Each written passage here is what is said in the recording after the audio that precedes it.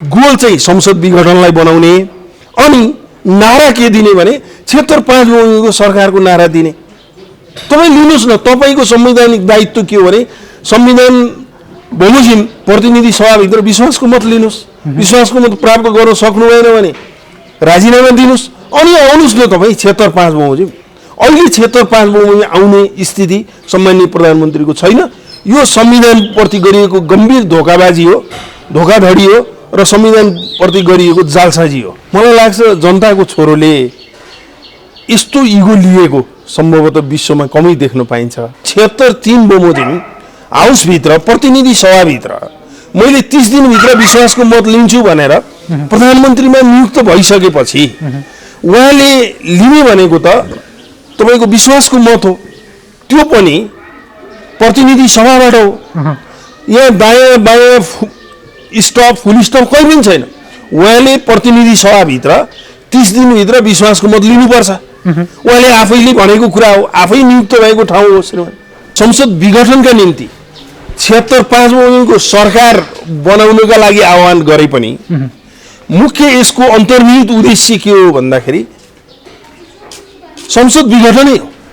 म तपाईलाई प्रष्ट रूपमा के भन्छु भन्दाखेरि उही चाहिँ हरियो घाँस देखाएर तपाईको बोकालाई काटे जस्तै प्रतिनिधि सभालाई काट्ने, प्रतिनिधि सभालाई समाप्त पार्ने षड्यन्त्रका रूपमा चाहिँ यो अहिले प्रधानमन्त्रीको सिफारिसमा राष्ट्रपतिको विज्ञप्ति आएको छ। 21 घण्टाभित्र एउटा सम्माननीय राष्ट्रपति नेपालको संविधानले एकताको, राष्ट्रिय एकताको सम्वर्धन गर्ने व्यक्तिका रूपमा सम्माननीय राष्ट्रपतिलाई चित्रित गरेको छ। कत्रो ठुलो षड्यन्त्र हेर्नुस्, तपाईले देख्नु भएको छ। हिजो राति 12 बजे निशाचर जस्तै तपाईको विभिन्न दलका समाजवादी, राष्ट्रिय जनता पार्टी नेताहरूलाई प्रधानमन्त्री सहित राष्ट्रपतिको कार्यालयमा छलफल गरिएको कुराहरू आएका छन्। के राष्ट्रपति एउटा पार्टीको नेता हो कि भन्नु पर्यो, संविधानमा त्यो कुरा लेख्नु पर्यो राष्ट्रपति भनेको एउटा पार्टी फलानु पार्टीको नेता हो र फलानु पार्टीको सचिवालय राष्ट्रपतिको कार्यालयमा राखिनेछ भन्ने कुरा संविधानमा लेख्नु पर्यो। होइन भने केही आफूलाई मनपर्ने कुराहरूलाई नेपाली जनताका विरुद्ध गम्भीर षड्यन्त्रका निम्ति जम्मा 21 घण्टाको समय दिने। हेर्नुहोस्, जुन चाहिँ अहिले राष्ट्रपतिको कदम जुन देखिएको छ, राष्ट्रपतिले हिजो 7 दिनको म्याद दिने, 3 दिनको म्याद दिने, छलफलमा बोलाउने वैकल्पिक सरकारका निम्ति आज राष्ट्रिय परिस्थिति, आज चाहिँ बालबच्चा बच्चाहरूले चाहिँ अबको 6 महिनाभित्र संविधान बमोजिम 6 महिनाभित्र निर्वाचन घोषणा गर्ने हो। त्यसकारण यो के राजनीतिक निकास परिपक्व हुन सक्छ मुलुकमा? 6 महिनाभित्र मुलुकमा निर्वाचन हुन सक्छ? सक्दैन। केपी ओलीले गरेको निर्वाचनको घोषणालाई अन्य दलहरूले मान्छन् भन्ने छ? छैन। तर के छ भने निर्वाचन पनि नगर्ने, निरङ्कुश र स्वेच्छाचारी सरकार निर्माण गर्ने र 6 महिनापछि संविधान निलम्बन हुने अवस्थामा पुर्याउने गम्भीर षड्यन्त्रका रूपमा मुलुकमा चाहिँ के भने अराजकता, मुलुकमा निरङ्कुशता, मुलुकमा यो संविधानलाई समाप्त पार्ने षड्यन्त्रका रूपमा जुन कामहरू सम्माननीय प्रधानमन्त्रीहरूबाट भइरहेका छन्, राजनीतिक रूपले पनि अब दलहरू एक ठाउँमा आउनुपर्छ। केपी ओलीलाई नै प्रयोग गरेर यो व्यवस्था हामीले ढाल्ने हो, दक्षिणपन्थी मान्छेहरूले सडकमा भन्न थालेका छन्। हामी च्यालेन्ज गर्न चाहन्छौँ, यो संविधान भनेको नेपाली जनताको महान शहीदहरूको बलिदानको त्याग उत्सर्गको 60-70 वर्षसम्मको नेपाली जनताले लडेर ल्याएको पैतृक सम्पत्ति सरहको तपाईँको संविधान हो। त्यसो भए यो संविधानको रक्षाका निम्ति राजनीतिक रूपले सबै लोकतन्त्रवादी शक्तिहरू, सबै प्रगतिशील शक्तिहरू अब एक ठाउँमा आउने स्थिति बनिसकेको छ। उपराष्ट्रपतिलाई थर्काउने सामान्य प्रधानमन्त्रीले टुडी खेलमा थर्काउनु भएन। तपाईँको राष्ट्रपतिलाई यो तरिकाले प्रयोग गर्ने होइन र नेपाली जनताका तपाईँको हरेक क्रियाकलापहरूमा थ्रेडपूर्ण भाषा प्रयोग गर्ने, रातारात 12 बजे बोलाएर चाहिँ तपाईँको भारतीय गुप्तचर संस्थाको प्रमुखलाई चाहिँ अरू नेताहरूलाई थर्काउने गरी बालुवाटारमा भेट्ने होइन, भारतीय थल सेनाध्यक्षलाई बोलाएर नेपाली जनतालाई थ्रेड गर्ने, राति नै भेट्ने र त्यसको टिआर छैन, त्यसको कुनै सूचना छैन, जानकारी छैन। यो सबै उहाँको चाहिँ जुन पोलिटिकल कन्स्टिट्युसनल मोरालिटी उहाँको चाहिँ देखिएन। प्रधानमन्त्री भनेको त कन्स्टिट्युसनल मोरालिटी बिना उसको कल्पनै गर्न सकिँदैन। सम्माननीय प्रधानमन्त्रीज्यूले गर्न खोजेकै संसद विघटन हो। र उहाँले इगोको रूपमा लिनु भएको छ। जस्तो फागुन 12 गतेको फैसला गर्यो उहाँले, एउटा नेपालको संविधानको धारा 76 दुई बमोजिम, यद्यपि समाजवादी पार्टी, नेकपा माओवादी केन्द्र र नेकपा एमाले मिलेर बनेको सरकार 76 दुई बमोजिम बनेको पहिलो सरकार, पछि 76 एक बमोजिम रूपान्तरण भयो। 76 एक बमोजिमको सरकारले संसद विघटन गर्न मिल्दैन थियो र उहाँले जबरजस्त धारा 76 को साथ र संसदीय परम्परा र प्रधानमन्त्रीसँग भएको अन्तर्निहित अधिकारको प्रयोग गरेर मैले संसद विघटन गरेँ भनेर जुन खालको संसद विघटन गर्नुभयो र त्यो संसद विघटन गर्ने अधिकार सम्माननीय प्रधानमन्त्रीलाई थिएन र सर्वोच्च अदालतले नेपालको संविधानको धारा 76 एक बमोजिमको सरकारलाई संसद विघटन गर्ने अधिकार छैन। यो निजी आर्जनले, नेपाली जनताले को निजी आर्जनबाट प्राप्त गरेको संविधान हो र 60-70 वर्षको एउटा ठुलो बलिदान, त्याग, उत्सर्गबाट प्राप्त गरेको संविधान हो। यो संविधान बमोजिम 76 एक बमोजिमको प्रधानमन्त्रीले विकल्प रहँदासम्म 76 दुई, 76 3, 76 5 का विकल्पहरू रहँदासम्म यो चाहिँ के छ भने संसद विघटन गर्न पाइँदैन भनेर भनिदियो। अहिले उहाँले सम्माननीय प्रधानमन्त्री त्यो फैसलालाई बडो इगोका रूपमा, बडो आफ्नो मानमर्दन भएको रूपमा लिनुभएको छ। मलाई लाग्छ जनताको छोरोले यस्तो इगो लिएको सम्भवतः विश्वमा कमै देख्न पाइन्छ, जुन संवैधानिक कर्म, सम्माननीय प्रधानमन्त्रीको संवैधानिक कर्म चाहिँ कतैबाट पनि देखिँदैन। अब देशलाई उहाँले कहाँ पुर्याउँदै हुनुहुन्छ भन्ने कुरा अहिले हामीले तपाईँ छलफल गर्न गइरहेका छौँ। अहिले उहाँले चाहिँ देशलाई त कस्तो स्थितिमा पुर्याउनु भयो भने नेपालको संविधानको धारा 76 3 बमोजिम उहाँ प्रधानमन्त्रीमा नियुक्त हुनुभयो। उहाँले शपथ खाँदाखेरि त्यो निष्ठा, उहाँले जुन शपथ खानुभयो नि, उहाँले निष्ठा, प्रतिबद्धता, प्रतिज्ञा नगरेको कारण त अहिले खुल्दैछ नि। उहाँ देश र जनताप्रति, संविधानप्रति, नेपालको सार्वभौम सत्ताप्रति, नेपालको राष्ट्रिय हितप्रति उहाँ त प्रतिबद्ध त हुनुहुँदो रहेनछ। उहाँले त्यही भएर प्रतिज्ञा गर्नुभएको रहेछ। शपथ देश, जनता, संविधान, राष्ट्रिय हितका निम्ति हिजो प्रतिज्ञा नखानुको अर्थ त अहिले आएर खुलिरहेछ नि। शपथ नखानुको अर्थ त प्रधानमन्त्रीले के गर्न खोज्नु भएको रहेछ। एक हप्ताभित्रै उहाँको चाहिँ उहाँले गर्न खोजेको कुरा, जुन उहाँले शपथ खानु भएन, त्यो शपथ नखाएको कारण एक हप्ता पछि नै उजागर हुन पुग्यो र देश र जनताका सामु त्यो कुरा एकदम क्लियर रूपमा स्थापित भएर आएको अवस्था चाहिँ देखियो। त्यसो भएको हुनाले जब नेपालको संविधानको धारा 76 को उपधारा 3 बमोजिम मैले 30 दिनभित्र विश्वासको मत लिन्छु भनेर प्रधानमन्त्री नियुक्त भइसकेपछि यहाँनिर सबैभन्दा मुख्य प्रश्नै अहिले के हो भने नेपालको संविधान केपी शर्मा ओलीले के भन्नुभयो भने म 76 3 बमोजिमको प्रधानमन्त्री बन्छु र मैले संसद समक्ष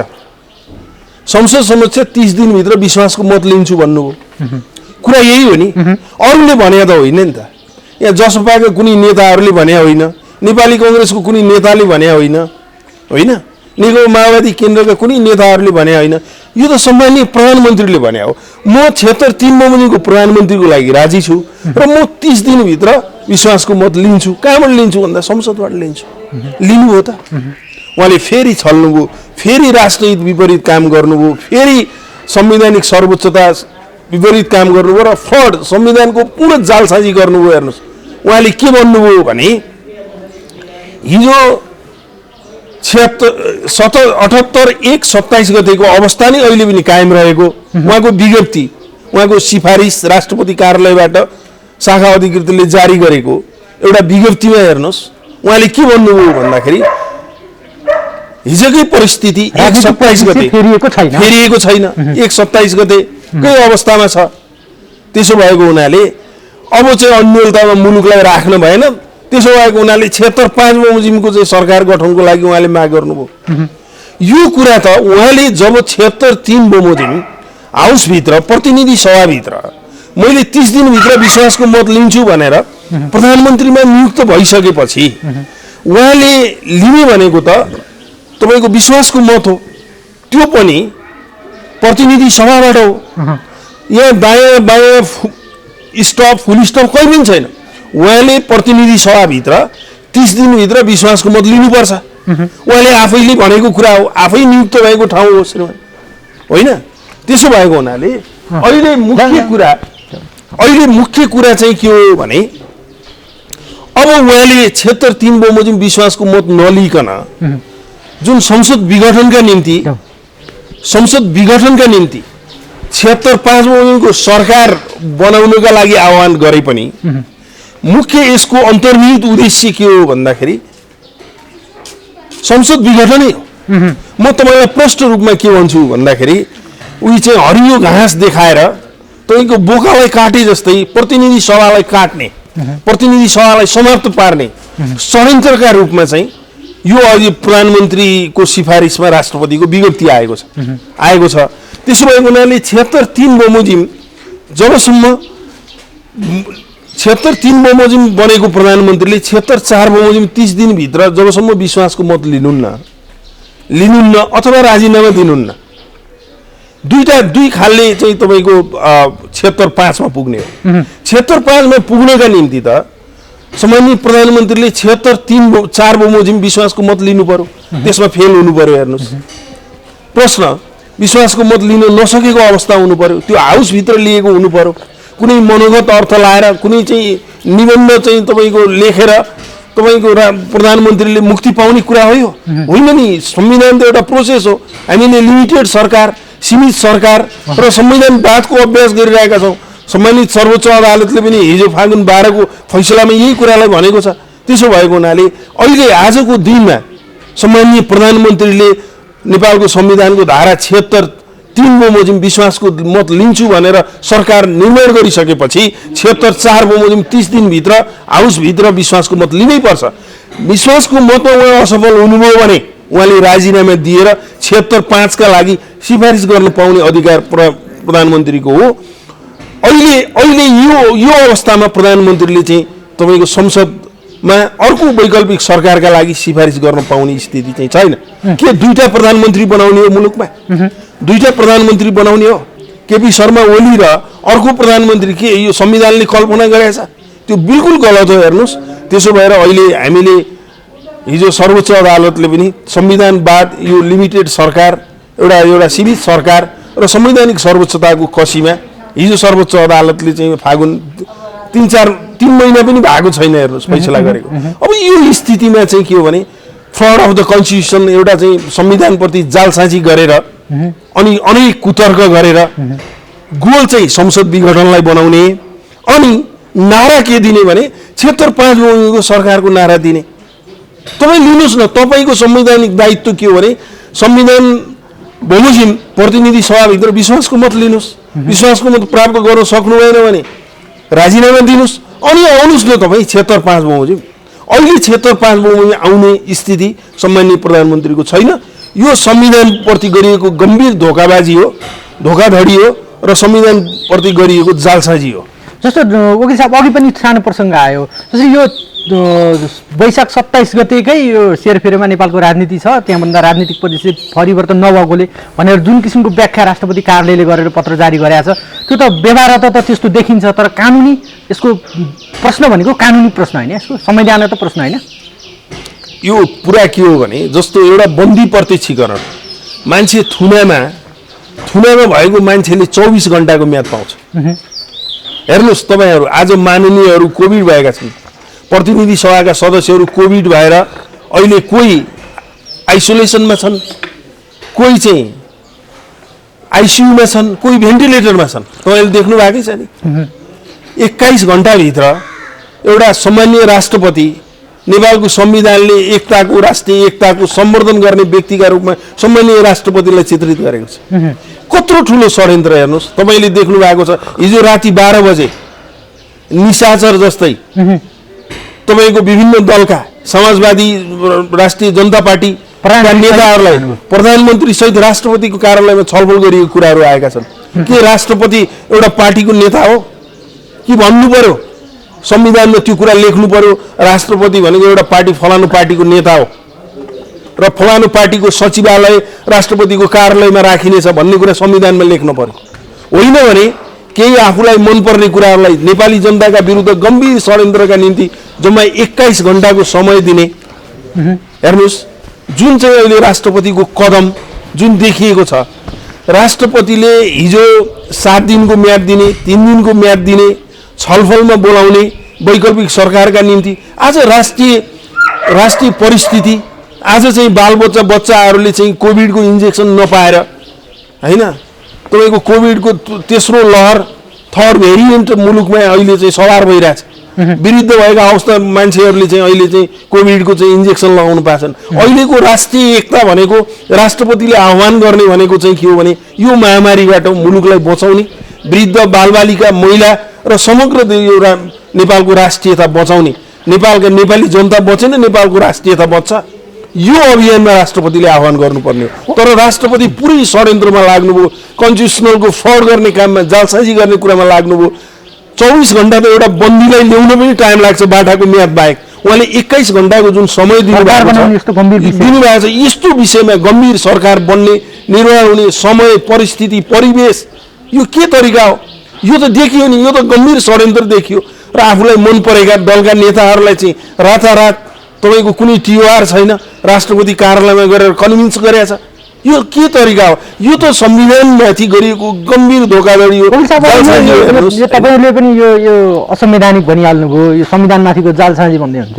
अब राष्ट्रपतिले स्वयं यो संविधानको संरक्षकत्व आफूले भूमिका निर्वाह नगर्दाखेरि अब हामीसँग विकल्प चाहिँ के छ? हामीसँग कानुनी विकल्पहरू के छन्? राजनैतिक विकल्पहरू र राजनैतिक दलहरूले गर्दै गर्दा तपाईँ एउटा कानुनको एउटा वकालत गर्ने भएको नाताले हामीसँग यी यस्ता कदमहरू रोक्नको लागि चाहे त प्रधानमन्त्रीले गर्ने अथवा चाहे राष्ट्रपतिकै उसमा भएका यी कदमहरू रोक्नलाई हामीसँग कानुनी रूपमा हेर्नुहोस्, यसमा कुनै उद्वेलन पनि छैन।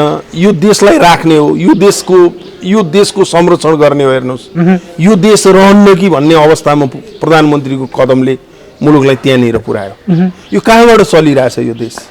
एउटा प्रधानमन्त्रीले कतिसम्म षड्यन्त्र गर्न सक्छ? हेर्नुहोस्, यो कुरा चाहिँ के छ भने उहाँले अबको राजनीतिक निकास भनेको, म त्यसमा पनि निवेदन गरौँला, अहिले संवैधानिक निकासको सन्दर्भमा मेरो भनाइ के हो भने अहिले सम्माननीय प्रधानमन्त्रीज्यूले तत्काल राजीनामा दिनुपर्छ। यदि उहाँलाई 76.5 बमोजिमको सरकारको विकल्प देख्ने हो भने मैले विश्वासको मत लिन सकिनँ, म राजीनामा दिन्छु। र विश्वासको मत लिन नसकेका कारणले राजीनामा दिएको कारणले चाहिँ 76.5 बमोजिम वैकल्पिक सरकारका लागि मार्ग प्रशस्त गर्छु भनेर राष्ट्रपतिसम्म सम्माननीय प्रधानमन्त्रीले तत्काल राजीनामा दिनुपर्छ। अनि 76.5 बमोजिम संसदलाई मार्ने तर आफ्नो प्रतिनिधि सभाको सदस्यलाई जीवित राख्न पाउँछ? विश्वास गुमाएको प्रधानमन्त्रीले उहाँले एकचोटि विश्वास गुमाउनु भएन। नेपालको इतिहासमा विश्वासको मत लिन नसकेको मान्छे को हो? दोस्रो मान्छे हो केपी शर्मा ओली, जसले विश्वासको मत लिन सकेन, हाउसमा लिन सकेन, 93 मतमा सीमित भयो। त्यसो भएको हुनाले अहिलेको राजनीतिक निकास भनेको, संवैधानिक निकास भनेको प्रधानमन्त्री केपी शर्मा ओलीको राजीनामा नै हो। विश्वासको मत मैले लिन सकिनँ भनेर संसद समक्ष, बाहिर पनि होइन, हेर्नुहोस्, संसद समक्ष राजीनामा दिनु नै अहिलेको चाहिँ संवैधानिक निकास हो। त्यसले 76.5 बमोजिम सरकार बन्ला नबन्ला, होइन, त्यसपछिको प्रक्रिया सुरु। राष्ट्रपतिले फेरि पुनः आह्वान गर्नुपर्ने हो राष्ट्रपतिले। अहिले त के छ भन्दाखेरि एउटा मनोगत मलाई लाग्यो भने मैले संसद विघटन गर्न सक्छु भनेर जसरी 1/27 गते 78-1/27 गते सम्माननीय प्रधानमन्त्रीले हाउसमा जुन थ्रेड गर्नुभएको थियो नि, त्यही थ्रेडको निरन्तरता हो यो संसद विघटनको। तपाईँको चाहिँ के हो भने नेपथ्यमा संसद विघटन र सारमा चाहिँ के छ भन्दाखेरि अहिले बाहिर धेरै कुरा गरे पनि संसद विघटनका निम्ति सम्माननीय प्रधानमन्त्रीले अहिले तयार गरेको अवस्था हो। आजको स्थिति त्यो हो। त्यसो भएको हुनाले चाहिँ मलाई के लाग्छ भने यो संसदलाई बचाउनुपर्छ। यो संसद नेपाली जनताको संसद हो। नेपाली जनताले तपाईँलाई म भनौँ कसैले निजी आर्जन, मैले यो रोपेको एउटा बिरुवा छ नि, यो मेरो निजी आर्जन हो नि। त्यस्तै चाहिँ 60-70 वर्षसम्म नेपाली जनताले आफ्नो मेहनत, श्रम, सिप, राजनीतिक बलिदान, आन्दोलन, होइन, थुप्रै शहीद, बेपत्ता, घाइतेहरूले लडेर प्राप्त गरेको निजी आर्जन हो यो संविधान। यो नेपाली जनताको बायोग्राफी हो। यो केपी ओलीको तपाईँको निजी सम्पत्ति होइन, यो सम्माननीय राष्ट्रपतिको निजी सम्पत्ति होइन। त्यसो भएको हुनाले यसलाई यसरी विघटन गरिदिने, पटक पटक विघटन गरिदिने र असंवैधानिक ढङ्गले विघटन गरिदिने। अहिले केपी शर्मा ओलीको हैसियत के हो भन्दाखेरि, केपी शर्मा ओलीको हैसियत चाहिँ अहिले विश्वास गुमाएको प्रधानमन्त्री हो। अब विश्वास गुमाएको प्रधानमन्त्रीले चाहिँ संसद विघटन गर्न पाउँछ कि पाउँदैन, अथवा अर्को वैकल्पिक सरकारका निम्ति आफूले विश्वासको मत फेरि नलिने, संविधानमा पनि धारा 76(4) पनि विश्वासको मत नलिने, अनि अर्को सरकार परिस्थिति त्यही भएको हुनाले मैले विश्वासको मत लिन परेन, आफै निर्णय गर्ने, संसदले निर्णय होइन आफै निर्णय गर्ने, संविधानले संसदले निर्णय गर्ने भनेको छ, निर्णय गर्ने, अनि राष्ट्रपतिलाई चाहिँ तपाईँको गलत सिफारिस गरेर संसद विघटन गर्ने जुन दुराशयपूर्ण अवस्था सम्माननीय प्रधानमन्त्रीमा देखियो, यो पुरै असंवैधानिक छ।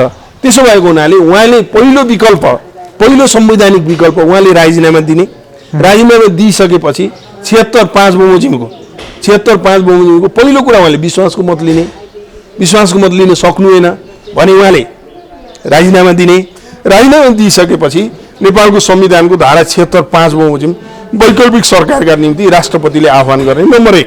नम्बर 2, केपी ओली शर्माप्रति, सम्माननीय केपी ओली शर्माप्रति मुलुकमा यति चरम अविश्वासको परिस्थिति सिर्जना भयो। उहाँले संविधान राख्नुहुन्छ, उहाँले यो लोकतन्त्र राख्नुहुन्छ, नेपाली जनताको बलिदानबाट आएका सार्वभौम सिद्धान्तहरू, राष्ट्रिय हितको रक्षा गर्नुहुन्छ भन्ने कुरा केही पनि देखिएन। त्यसो भएको हुनाले सबै दलहरू मिलेर अविश्वासको प्रस्ताव ल्याउनु पर्यो। तत्काल अविश्वासको प्रस्ताव ल्याउनु, अहिलेको राजनीतिक निकास, संवैधानिक निकास भनेको अविश्वासको प्रस्ताव अगाडि 5 बजे भन्दा अगाडि ल्याउनु पर्यो। त्यसको अर्थ के हुन्छ उगिल? अब यो अविश्वासको प्रस्ताव संसदमा दर्ता भइसकेपछि त्यस उप त छलफल हुनु पर्यो, त्यस उप त केपी शर्मा ओलीले फेस गर्नु पर्यो, त्यसको प्रक्रियामा जानु पर्यो, होइन। केपी ओलीले यही ढङ्गले संसद विघटन गर्न पाउने स्थिति रहेन र सबै दलहरू यदि लोकतन्त्र, नेपालको लोकतन्त्र राख्ने हो भने, नेपालको राष्ट्रियता राख्ने हो भने, नेपालको राष्ट्रिय हित बमोजिम संविधानको संरक्षण गर्ने हो भने, अब बाँकी दलहरूले के छ भन्दाखेरि अविश्वासको प्रस्ताव ल्याउने र केपी शर्मा ओलीलाई अविश्वासको प्रस्तावबाट बर्खास्त गर्नु बाहेक अर्को संवैधानिक विकल्प छैन। राष्ट्रपतिलाई नि यस्तै गर्दा राष्ट्रपतिप्रति पनि संसदले महाभियोगको प्रस्ताव लगाउनुपर्छ भन्ने किसिमका टिका टिप्पणीहरू पनि राजनीतिक वृत्तबाट आइरहेछन्। केही नेताहरूले त्यो भनिसक्नु भएको छ, सायद उहाँहरू छलफलमा हुनुहुन्छ होला। त्यसको हामीले बुझ्नै नसकेको कुरा के हो भने, राष्ट्रपति कसको हो? नेपालको होइन। राष्ट्रपति नेपाल र नेपालीको हो, नेपाली जनताको राष्ट्रपति हो, कुनै जात, वर्ग, लिङ्गको राष्ट्रपति होइन। सबै बहुभाषिक, बहुसांस्कृतिक, बहुजातीय, होइन, मल्टिनेसनालिटिज राष्ट्रपति हो, होइन। हामीले संविधानमा त्यही लेख्यौँ नि। तर उहाँ त एउटा पार्टीभित्र पनि एउटा गुटभित्र पनि एउटा नेताको, होइन, एउटा चाहिँ के छ भने सचिवालयको एउटा कर्मचारी सरह देखिनुभयो। यहाँ त सबैभन्दा राष्ट्रपतिले कुन दिन कस्तो विज्ञप्ति जारी गर्नुहुन्छ, होइन। हामी त एकदम आतङ्कको छाया मुनि, जसले राष्ट्रिय एकताको प्रतीक हो, उसले राष्ट्रको रक्षा गर्ला, लोकतन्त्रको रक्षा गर्ला, मानव अधिकार विधिको शासनको रक्षा गर्ला। यो पनि कुनै विधि प्रक्रिया हो ल भन्नुहोस् त। कम्तीमा पनि वैकल्पिक सरकारका लागि आह्वानै गरे पनि 21 घण्टाको समय दिने हो। यो समयले पुग्छ। राजनीतिक दलका नेताहरू विषम परिस्थिति छ अहिले मुलुकमा, ज्यानै रहने हो कि नरहने हो भन्ने स्थिति छ। कतिखेर चाहिँ बोइलर कुखुरो जस्तो एउटा नागरिकको ज्यान जाने हो भन्ने अवस्था मुलुकमा सिर्जना भएको छ। तपाईँले 21 घण्टाको समय दिनुहुन्छ एउटा बृहत राजनीतिक सम्मेलनका लागि, एउटा बृहत राजनीतिक केन्द्रीकरणका लागि, एउटा बृहत छलफलका लागि। संविधान त एउटा प्रक्रिया हो नि, एउटा निश्चित प्रक्रियाबाट संविधानले आफ्नो कोर्स पुरा गर्ने हो। 21 घण्टा मलाई लाग्छ कहीँ पनि दुनियाँको कहीँ पनि मलाई लाग्छ पार्लियामेन्ट्री हिस्ट्रीमा एक्साइजमा कहीँ पनि त्यो 21 घण्टाका निम्ति वैकल्पिक सरकारका लागि आइज भने मलाई देखाइदिनु पर्यो। भारत देखाइदिनु पर्यो, इङ्ल्यान्ड, हामीले वेस्ट मिनिस्टर मोडललाई हामीले उ गरेका छौँ, संसदीय व्यवस्थालाई अपनाएका छौँ। कहीँ देखाइदिनु पर्यो कि सरकार बनाउनुका निम्ति 21 घण्टाभित्र आइज भने। यो अदालतको नोटिस त होइन, तत्काल कारण अन्तरिम आदेश त होइन। यो व्यवस्थापिका र प्रतिनिधि सभाभित्र अन्तरिम आदेश जारी गर्ने अधिकार चाहिँ सम्माननीय प्रधानमन्त्रीलाई छैन, सम्माननीय राष्ट्रपतिलाई छैन। सम्माननीय राष्ट्रपतिले त वृहत राजनीतिक सम्मेलन, वृहत तपाईँको चाहिँ छलफल होइन, सबै सर्वपक्षीय छलफल गराएर चाहिँ तपाईँको चाहिँ यसको विधि र प्रक्रियालाई अगाडि लैजाने हो। राष्ट्रपति एउटा नितान्त एउटा पार्टीको एउटा गुटको, त्यो गुटभित्र पनि एउटा नेताको इसारामा चल्नुभयो। चल्नु भएको कारणले अब मलाई के लाग्छ भने उहाँलाई त अब संविधान, नेपालको कानुन, नेपालको सार्वभौमसत्ता, राष्ट्रिय हितलाई संरक्षण गर्ने भन्दा पनि केपी शर्मा ओलीलाई संरक्षणतिर लाग्नु हो। त्यसो भएको हुनाले उहाँको कार्यक्षमतामा उहाँको चाहिँ तपाईँको भयङ्कर त्रुटि देखियो, भयङ्कर चाहिँ तपाईँको समस्या देखियो। त्यसो भएको हुनाले उहाँलाई चाहिँ तपाईँको हाउसबाट, प्रतिनिधि सभाबाट महाभियोग लगाउने त योभन्दा महत्त्वपूर्ण इस्यु के हुन सक्छ? यो कुरा दलहरूले बुझ्नु पर्यो। यो दलहरूले यो कुरालाई चाहिँ के छ भने बडो महत्त्वपूर्ण हिसाबले, हिजोसम्म के लाग्थ्यो भने राष्ट्रपति हुन्, एक दुईवटा गल्ती भए पनि यी सुधारिन्छ, राष्ट्रपतिले देशप्रति व्यवहार गर्दैनन्, जसलाई नेपाली जनताको श्रीपेशका रूपमा स्थापित गरिएको छ। नेपाली जनताको बलिदानबाट आज हिजो मधेसीको छोरो, आज महिला राष्ट्रपति हुन पुग्नु भएको छ। त्यसो भएको हुनाले यो अपूर्व नेपाली जनताको संविधानले, नेपाली जनताले बनाएको संविधानको नासोको एउटा पायोनियर पदमा, सबैभन्दा ठुलो पदमा राष्ट्रपति हुनुहुन्छ। त्यसो भएको हुनाले राष्ट्रप्रति नै, जनताप्रति नै गद्दारी गर्ने व्यक्ति विशेषका लागि तपाईँको एउटा चाहिँ सचिवालयको रूपमा चाहिँ प्रेस वक्तव्य जारी गर्दै जाने हो भने यसले चाहिँ के छ भन्दाखेरि राष्ट्रपतिको मान, मर्दन र इज्जत गर्दैन र समग्र राष्ट्रको इज्जत, मान गर्दैन। त्यसो भएको हुनाले राष्ट्रपतिलाई महाभियोग लगाउनुपर्छ भन्ने जुन कुरा उठिरहेको छ, यसलाई मैले सकारात्मक रूपमा लिने गरेको छु। जस्तो वकिल साहब, अब प्रधानमन्त्री अथवा राष्ट्रपतिहरूले जुन किसिमको कदम चाल्दै हुनुहुन्छ, अब यो संसद विघटनको दिशातर्फ, यो सभामुखको भूमिका चाहिँ यो विषयमा कुनै त्यस्तो विशेष भूमिका हुन सक्छ? यो विषयमा केही रहन सक्छ? मलाई के लाग्छ भने अघि पनि मैले भने, मुख्यतः जोड दिएर के निवेदन गर्न चाहन्छु भने अहिले पनि सम्माननीय प्रधानमन्त्रीले राजीनामा दिनुपर्छ।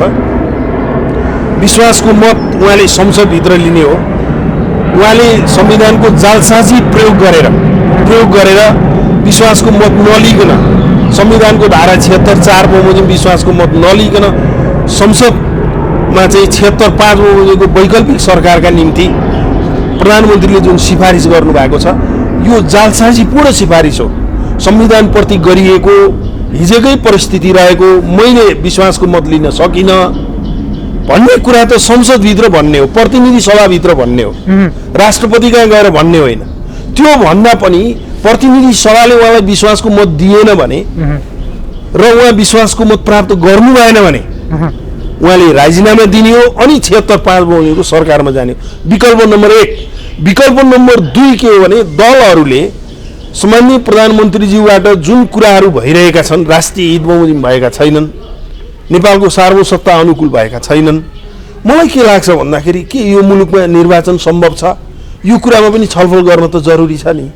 हामीले हिजो निर्वाचनको घोषणा गरेको भए वैशाख 27 गते कोभिडको दोस्रो लहरको चरम ठाउँमा हजारौं मान्छे दैनिक मरिरहेको अवस्थामा, हजारौं मान्छेहरू भेन्टिलेटरमा रहेको अवस्था, के नेपालमा निर्वाचन सम्भव थियो?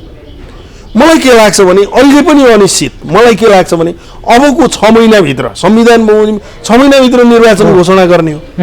त्यसकारण यो के राजनीतिक निकास परिपक्व हुन सक्छ मुलुकमा? 6 महिनाभित्र मुलुकमा निर्वाचन हुन सक्छ? सक्दैन। केपी ओलीले गरेको निर्वाचनको घोषणालाई अन्य दलहरूले मान्छन् भन्ने छैन।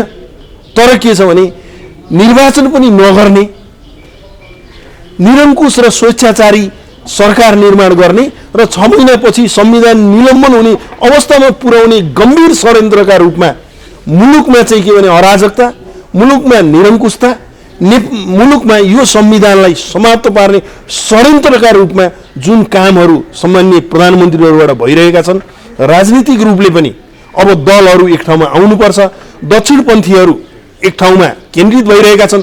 राजनीतिक रूपमा यो मूलभूत रूपमा यो संवैधानिक विवाद देखिए पनि यो राजनीतिक रूपमै हल गर्नुपर्ने हुन्छ। व्यवस्थाप्रतिकै वित्तसेनाका रूपमा यसलाई लिएको छ। म तपाईँलाई के निवेदन गरौँ भन्दाखेरि दक्षिणपन्थीहरू केपी ओलीको नेतृत्वमा केन्द्रीकरण हुने अवस्था मुलुकमा देखियो। अब वामपन्थी र प्रगतिशीलहरू हिजो वीर गणेशमानले भनेको कुरा म जलजल्ती सम्झिन्छु। 2046 सालको आन्दोलनमा पनि हामी सहभागी भएकै थियौँ। यो मुलुकमा लोकतन्त्रवादी शक्तिहरू र वामपन्थी शक्तिहरू जबसम्म एक ठाउँमा हुँदैनन् यो देशमा हामीले लोकतन्त्रलाई संस्थागत गर्न सक्दैनौँ। त्यो कुरा आज पनि त्यत्तिकै अपरिहार्य छ। त्यसकारण आजको स्थिति भनेको लोकतान्त्रिक शक्ति र प्रगतिशील शक्तिहरू एक ठाउँमा हुने र दक्षिणपन्थीहरूका विरुद्ध लड्ने स्थिति आज मुलुकमा सिर्जना भएको छ। त्यसो भएको हुनाले यो लोकतन्त्र बचाउनका निम्ति, यो संविधान बचाउनका निम्ति हिजो गरेको प्रतिगमनलाई फेरि पटक पटक तपाईँको नदोहोरिनका निम्ति हिजो भनियो नि त।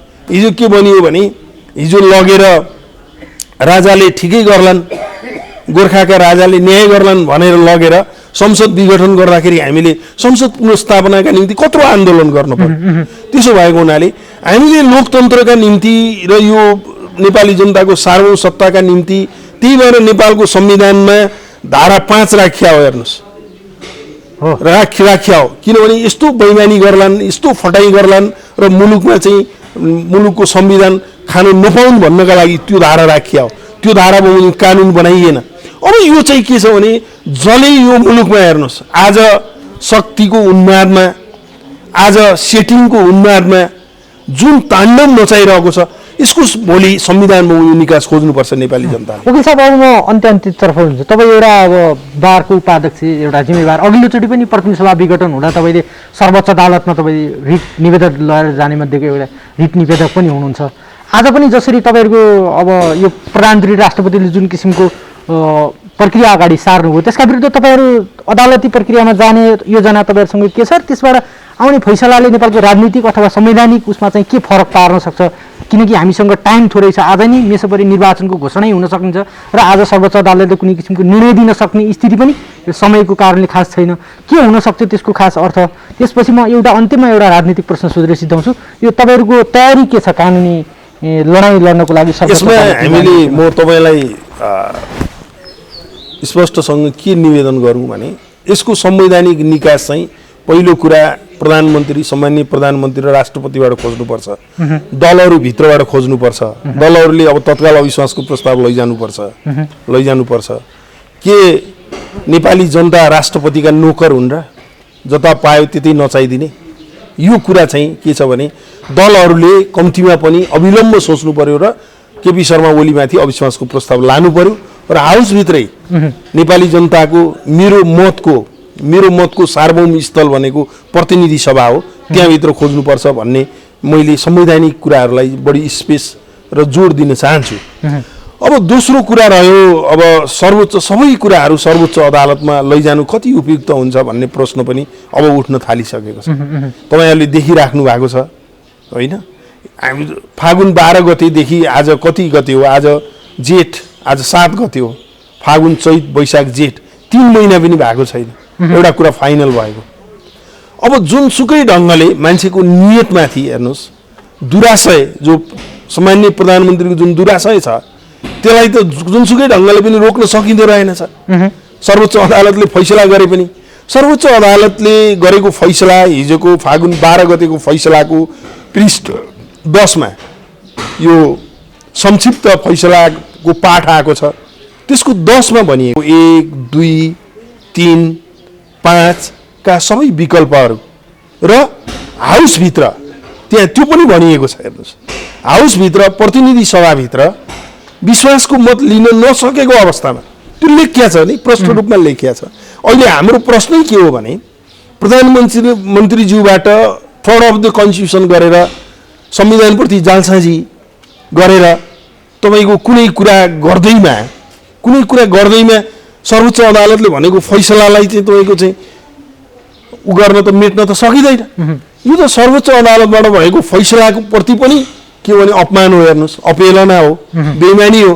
त्यसो भएको हुनाले अबको विकल्प के हो भने 76-3 बमोजिम आफै नियुक्त भएको, आफै मन्जुर गरेको प्रधानमन्त्रीले 76-4 बमोजिम जब शपथ खान जानुहुन्न, उहाँ शपथ खान जानुहुन्न भन्नुको अर्थ के भन्दाखेरि विश्वासको मत लिन जानुहुन्न हाउसभित्र, प्रतिनिधि सभाभित्र भने यो संविधानप्रति गरिएको गम्भीर धोका हुनेछ। यसका निम्ति कानुनी संवैधानिक उपचारका निम्ति हामी सर्वोच्च अदालत जान सक्छौँ। यसको निम्ति सर्वोच्च अदालत जाने बाटो पनि खुल्न सक्छ। यो भन्दा पनि सबैभन्दा महत्त्वपूर्ण मुख्य प्रश्न के रह्यो भने निर्वाचन पनि हुन नसक्ने, 6 महिनाभन्दा पछि निर्वाचन हुन सक्ने कुरा यो संविधानमा छैन। अब देशको परिस्थिति यो अवस्थामा छ। यो एउटा कोभिडको महामारीले हामी बाहिर निस्केर मतदान गर्न सकिने स्थिति छैन। यही सरकार हो 25 जना भन्दा मान्छे बाहिर निस्कन हुँदैन भनेको थियो र अहिले 1 जना मान्छेलाई पनि सडकमा बिना कारण हिँड्न दिने अवस्था चाहिँ छैन। यो महामारीका बीचमा 6 महिनाभित्र निर्वाचन हुन सकेन भने मुलुक र संविधान कहाँ पुग्छ? यही गराउन खोजा हो सम्माननीय प्रधानमन्त्रीले भने त अब यसका विरुद्ध राजनीतिक रूपमा हामी लडौँला, यो पनि उहाँले भनिदिनु पर्यो। सम्माननीय प्रधानमन्त्रीले भनिदिनु पर्यो संविधान भोलि 6 महिनाभित्र निर्वाचन गराउन सकिन भने पनि म नै सर्वेसर्वा हुँ, म नै हिजोको इलेक्टेड मान्छे हो, एकचोटि इलेक्टेड भइसकेपछि कहिले इलेक्टेड हुनु पर्दैन, विश्वासको मत पनि लिनु पर्दैन। त्यसो भएको हुनाले म जुनसुकै हालतले 5 वर्ष लाएर पनि निर्वाचन गराउँछु भन्नुभयो भने कि अहिले घोषणा गर्नु पर्यो। त्यो ढङ्गले हामीले राजनीतिक एउटा अभियानमा हामी अगाडि बढाउँला। होइन भने निर्वाचन हुन सक्ने अवस्था, परिस्थिति, परिवेश मुलुकमा नभएको अवस्थामा जबरजस्ती मुलुकलाई निर्वाचनमा जुन हाल्ने षड्यन्त्र गरिँदैछ नि, त्यो दक्षिणपन्थी शक्तिहरू जो हिजो संविधानका विरोधीहरू थिए, जो हिजो संविधानमा तपाईँको धार्मिक स्वतन्त्रताको पक्षमा थिएनन्, संहिताको पक्षमा थिएनन्, समावेशी र समानुपातिक सिद्धान्तको पक्षमा थिएनन्, वर्ग क्षेत्र लिङ्ग जाति उत्पीडनको पक्षमा थिएनन् र समग्र गणतन्त्रको पक्षमा थिएनन्, ती शक्तिहरूको नेतृत्व अहिले केपी ओलीले गरिराख्नु भएको छ।